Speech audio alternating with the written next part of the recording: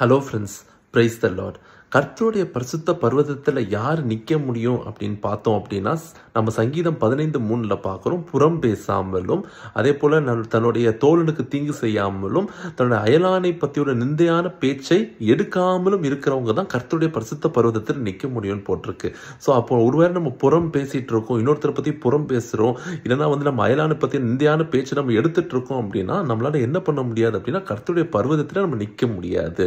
So இந்த புறம் பேசுதல் என்ன உண்டு பண்ணும் அப்படின்னா, நீதிமொழிகள் 25-23 பார்க்குறோம். அது ஒரு கோப முகத்தை உண்டு பண்ணும். ஸோ பைபிள்ல இந்த ஒரு எக்ஸாம்பிள் நம்ம பார்க்கலாம் அப்படின்னா, யோசேப்போட வாழ்க்கையில நம்ம இதை பார்க்கலாம்.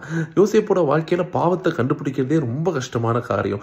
ஏன்னா தன் போர்த்திப்பார் மனைவியோட பாவம் செய்யற வாய்ப்பு வரும்போது யோசேப் அங்கிருந்து விலகி ஓடினான்னு பார்க்கிறோம். ஸோ இப்படி பிரசுத்தமா வாழ்ந்த யோசேப்பு வாழ்க்கையில ஒரு வசனம் யோசேப்பை பத்தி குறிப்பிடப்பட்டிருக்கு. சங்கீதம் 105:19 பார்க்கிறோம். கர்த்தருடைய வார்த்தை நிறைவேறும் அளவும் அவருடைய வசனம் அவனை புடமிட்டது. யோசிக்கிறோம், எதுல இருந்து இந்த யோசேப்பு புடமிட்டுச்சு? இவன் வாழ்க்கையில தான் பாவமே இல்லையே, எதுல இருந்து இவனை புடமிட்டுச்சு அப்படின்னா நம்ம பார்க்கிறோம். ஆதியாகமம் 37:2 பார்க்கிறோம்.